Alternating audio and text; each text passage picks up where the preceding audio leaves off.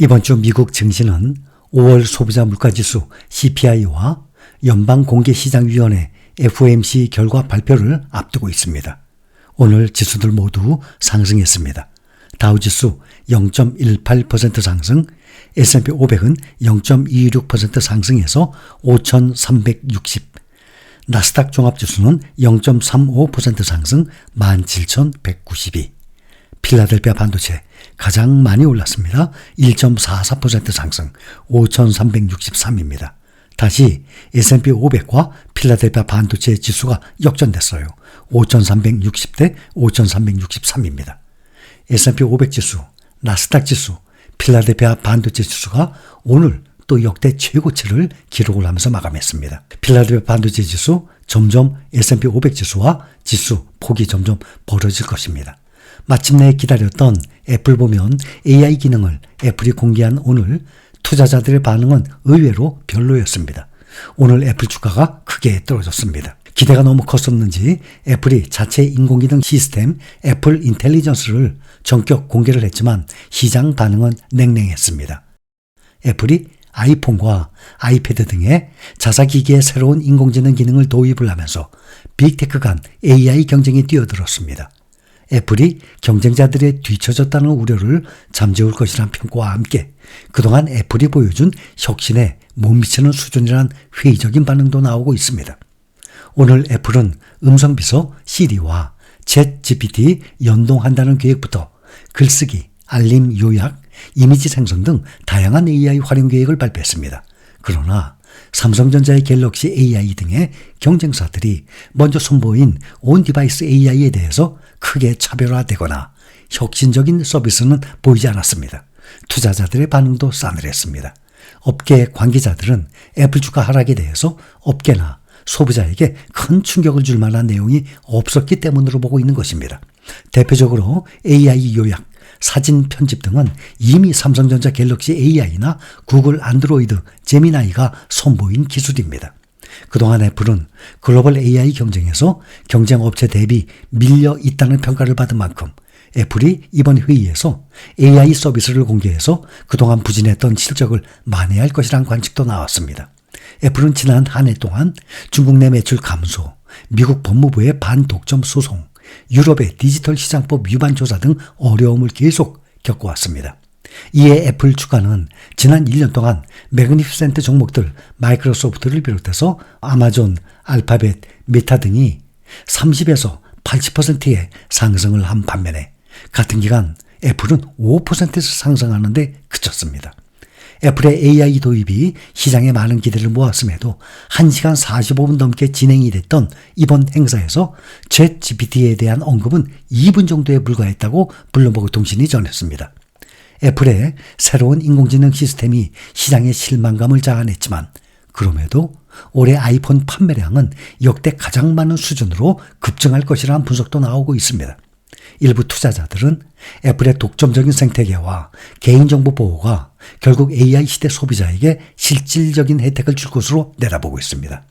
미국의 투자자문사 에버코어 ISI의 애널리스트는 이날 애플의 기조연설 이후 메모에서 새 AI 시스템이 아이폰 16뿐만 아니라 아이폰 15 프로에까지 적용이 되더라도 올해부터 아이폰 판매량은 슈퍼사이클을 이룰 것이라면서 말했습니다. 오는 13일 열리는 테슬라의 주주총회를 앞두고 회사 주가가 급락할 수 있다는 월가 경고가 나왔습니다. 주요 기관 투자자들이 일론 머스크 테슬라 최고 경영자에게 560억 달러, 약 77조 5,600원 규모의 임금 패키지를 지급한다는 안건 거부할 가능성이 높기 때문이라는 이유입니다. 테슬라는 머스크 CEO에 대한 투자자들의 기대와 실망이 회사 주가 주요 변수 중 하나로 꼽혀왔습니다. 토니 사코나기 번스타인 증권 연구원은 10일 투자 메모를 통해서 테슬라에 대해서 시장 수익률 하회의 투자 의견을 유지하면서 12개월 목표가로 한 주당 120달러를 제시했습니다. 미국 증시에서 테슬라 주가가 2.08% 하락해서 173.79달러의 거래를 마쳤는데 번스타인 측 전망에 따르면 추후 30%가량 주가가 더 떨어질 수 있다는 얘기입니다.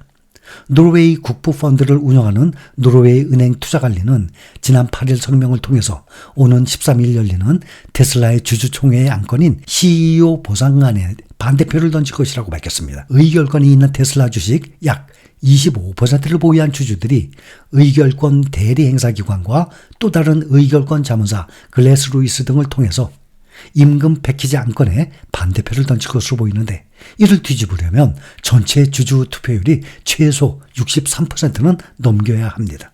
과거 추총에서 투표율이 63% 수준으로 높았던 적이 없고, 투표율이 더 높아지더라도 투표자들 사이에서 찬성표가 대서해야 하는데 그럴 가능성이 의문인 것입니다.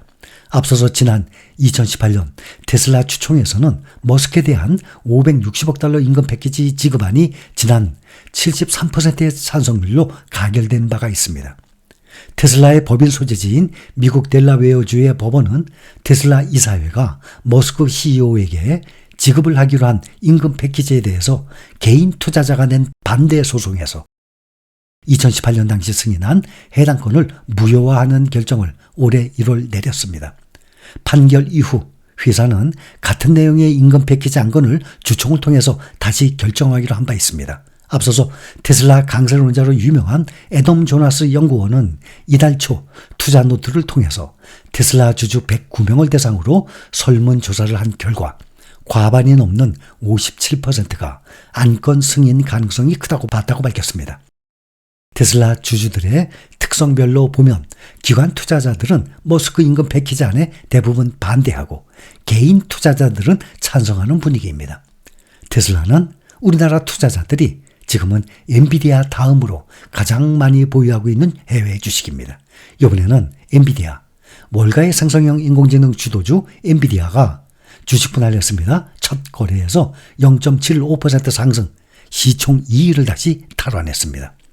전 거래일보다 0.75% 상승한 121.79달러, 주식을 10대 1로 분할했죠. 121.79달러입니다.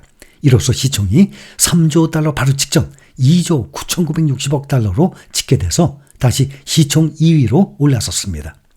엔비디아는 지난 5일 5% 이상 급등해서 시총 3조 달러를 돌파하면서 애플을 제치고 시총 2위에 올라섰습니다. 그러나 그 이후 차익 실현 매물이 나옴에 따라서 시총 3조 달러를 하회하고 있었습니다.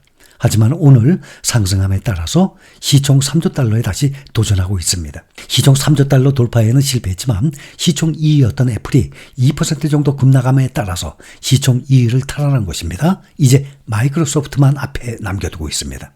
현재 마이크로소프트의 시가총액 3조 1,800억 달러, 1,850억 달러 차이가 납니다. 엔비디아가 조금만 오르면 시총 1위에 등극할 수 있는 것입니다. 게다가 엔비디아는 호재 만발입니다. 주식 분할로 인한 주가 상승, 또 다우지수 편입 가능성입니다. 미국의 유력 투자은행 뱅크 오브 아메리카는 주식 분할을 한 주식은 1년 후 평균 25% 이상 급등했다고 추산하고 있습니다.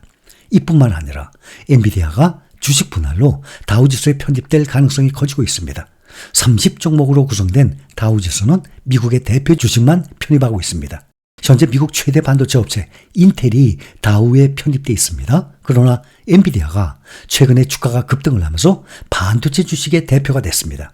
이에 따라서 인텔 대신 엔비디아가 반도체 대표로 다우지수에 진입할 가능성이 커지고 있습니다. 게다가 주식 분할로 주가도 싸졌습니다. 주가가 너무 높으면 해당 종목의 주가 급등락에 지수 변동성이 커져서 다우지수의 대표성을 해칠 수 있기 때문에 다우는 주가가 높은 종목의 편입을 꺼리고 있습니다. 그런데 엔비디아가 10대 1 주식 분할을 단행해서 이 같은 위험도 사전에 제거한 것입니다. 다우지수에 편입되면 다우지수를 추종하는 펀드가 많아서 주가의 추가 상승으로 이어지는 경우가 많습니다. 이에 따라서 엔비디아가 결국 마이크로소프트를 제치고 시가총액 1위에 등극한 것은 시간 문제일 뿐이라고 시장에서는 보고 있는 것입니다.